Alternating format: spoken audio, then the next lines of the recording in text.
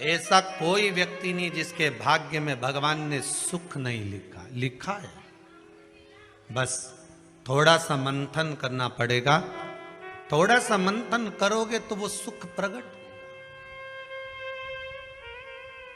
आपको थोड़ा सा मनन चिंतन करना पड़ेगा, थोड़ा मंथन करना पड़ेगा।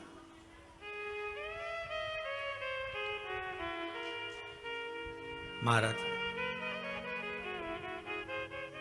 अगर भगवान की भक्ति को पाना है, भगवान के स्मरण को पाना है, तो फिर थोड़ा सा मंथन कर कर प्राप्त किया जा सकता है।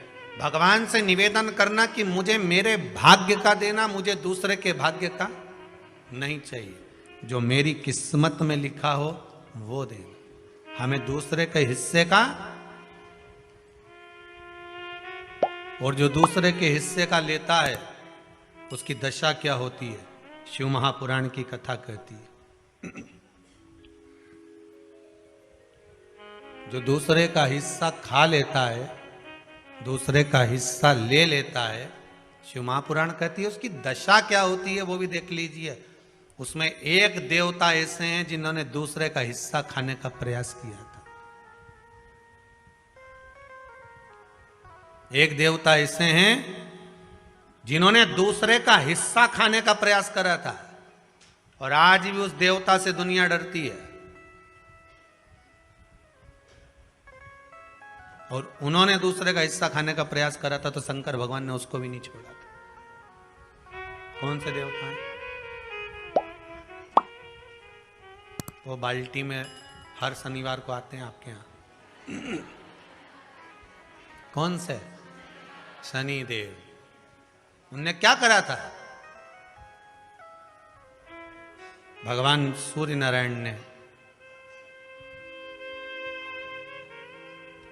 अपने सारे पुत्रों को देखा, सारे पुत्रों को, तो सारे पुत्रों को देखकर आज मेरे सूर्य नारायण भगवान बड़े सुखी हुए, बड़े प्रसन्न। मेरा पुत्र शनि भी श्रेष्ठ है, मेरा पुत्र यम भी श्रेष्ठ है, सब ठीक है। आज भगवान सूर्य देवता ने अपने पुत्रों को बुलाकर कहा, आज मेरा मन कर रहा है कि मैं सारे लोगों का राज्य अपने पुत्रों को बांट दूं, सबको अपना अपना हिस्सा दे दूं। और केवल ये सूर्य नारायण भगवान अकेले नहीं सोचे, प्रत्येक घर में रहने वाला बुजुर्ग, पिता, माता ये सोचती है कि मैं अपने जीते जी अपने बच्चों को हिस्सा दे दूं, क्योंकि उसको मालूम है अगर मेरे प्राण छूट गए, मेरे नेत्र बंद हो गए, उसके बाद में ना जाने क्या होगा, कौन किसको देगा, नहीं देगा, किसका भरोसा। मैं अपना एक एक क्षेत्र का हिस्सा मैं देना चाहता हूं। शनि महाराज जी को भी हिस्सा दे दिया गया। अब जब शनि महाराज जी को हिस्सा दे दिया तो शनि महाराज जी संतुष्ट नहीं हुए। दुनिया में ऐसे लोग बहुत सारे हैं जो संतुष्ट बहुत कम हो पाते हैं। समय की परिभाषा है, शनि देव के मन में संतुष्टि नहीं हुई। जब शनि देव के मन में संतुष्टि नहीं हुई तो शनि महाराज उसी समय पर अपने सारे भाइयों का हिस्सा बटोरने लगे, उस पर कब्जा करने लगे। कब्जा करने लगे तो सूर्य देवता की आंख में जल भर गया।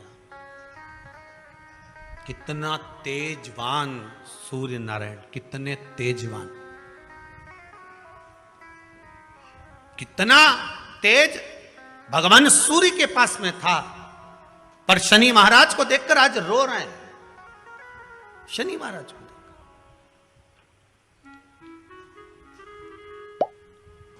बहुत करवद्ध निवेदन करके कहेंगे, भगवान अगर पुत्र दे तो संस्कारी दे। भगवान अगर पुत्र दे तो संस्कारी दे। संस्कारी अगर पुत्र होगा तो जीवन की सार्थकता होगी। अच्छे अच्छे सूरमाओं को भी अपने बेटों के कारण रोते हुए देखा है। अच्छे अच्छे सूरमाओं को भी। जब बच्चे बड़े हो जाते हैं, घर में बहुएं आ जाती है, माता पिता की चलना बंद हो जाती है, बहू बेटों की चलना प्रारंभ हो जाती है। पिता कुछ भी कहता है, बेटा दौड़कर चिल्लाकर दौड़ता है। सास कुछ भी कहती है, बहू चिल्लाकर दौड़ती है।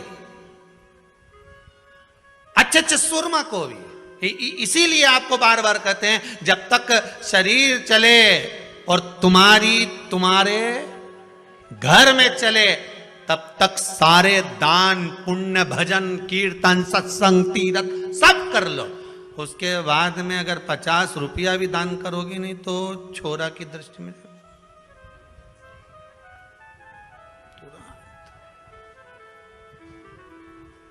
तुरंत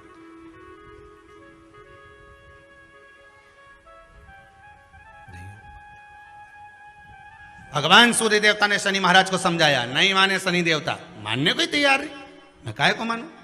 नहीं माने तो सूर्य देवता ने अपने गणों को भेज दिया, जाओ जरा शनि महाराज को जरा हटाओ वहां से। शनि महाराज को गुस्सा आया और शनि महाराज ने उन सारे गणों को नष्ट कर दिया। अब एक बार अगर कब्जा हो जाए तो कोई छोड़े, बड़ी मुश्किल से छोड़े। सूर्य नारायण रो रहा है। भगवान शंकर की पंचायत में सूर्य देव भी हैं, मतलब शंकर भगवान के मित्रों की गणना में सूर्य आते हैं।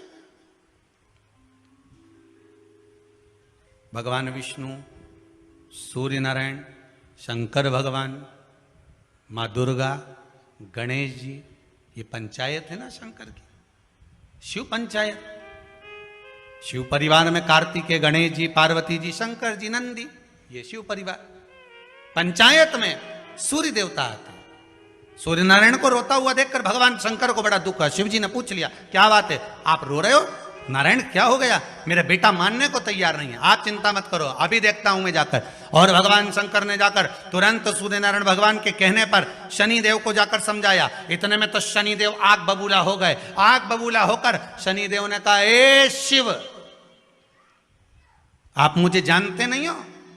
शंकर भगवान ने कहा, क्या जानना है ये बताओ,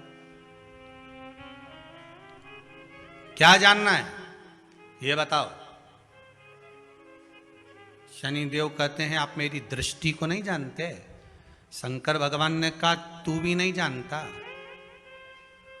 कि तेरी दृष्टि खराब कैसे हुई? तेरी दृष्टि को श्राप किसका लगा है तुझे नहीं मालूम क्या? शंकर भगवान ने जब समझाना चालू करा कि देख शनि देव, तुम तो कह रहे हो, तुम तो बोल रहे हो कि मेरी दृष्टि नहीं जानते। हम जानते हैं आपकी दृष्टि, मना नहीं है, जाना, पर आप नहीं जानते क्या? शिव जी जानते हैं। शिव जी ने कहा, मैं सब जानता हूं।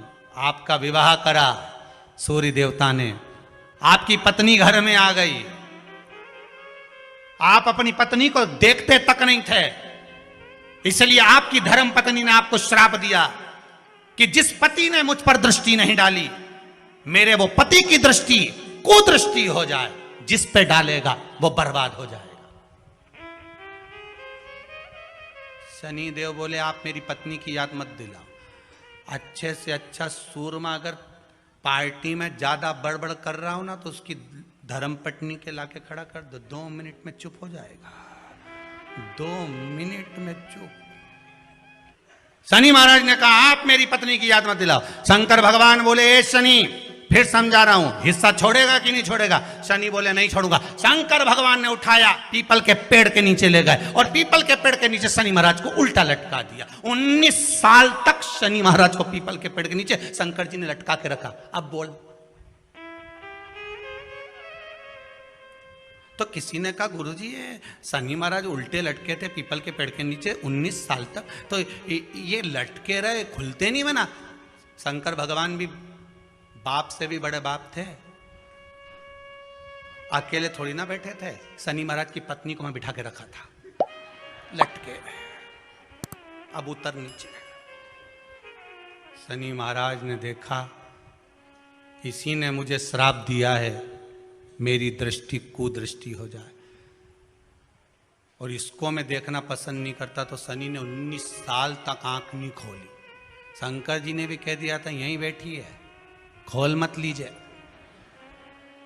तो बाप रा खोले ही नहीं आंख, ओंधा लटके पीपल के पेड़ में। कई बार शनि महाराज ने शिव जी से कहा गई क्या?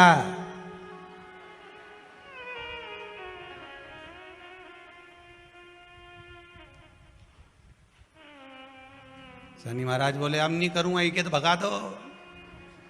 शिव जी बोले नहीं, अभी नहीं गई, यहीं बैठी। 19 वर्ष तक शनि महाराज पीपल के वृक्ष में, पीपल की जड़ पर बंधे रहे, खोला ही नहीं शिव जी ने, टंगे रहे। अब दूसरे का हिस्सा खाने वाले को जब शनि महाराज जैसे के लटका दिया भोलानाथ ने, तो तुम कहीं लगो रे लाइन में? जरा विचार तो करो। तुम तो तुरंत, कई लोगों की आदत होती है, एक माता जी की चप्पल कहीं खो गई तो बड़ी दुखी। उसकी सहेली ने कहा कहां जा रही है? मंदिर में जा रही हूं भगवान के। क्यों? भगवान के मंदिर आई थी, मेरी चप्पल कोई ले गया। भगवान से क्यों? मेरी चप्पल दिलाओ। गुस्से में अंदर गई और जो भगवान के मंदिर में पहुंची, पहुंच के वापिस बाहर आ गई। क्यों? तू तो इतनी शेरनी बन के गई थी, तो क्यों नहीं बोल के आई कि भगवान से क्या बोलो, उनकी तो खुद चप्पल नहीं कोई चुरा के ले गया।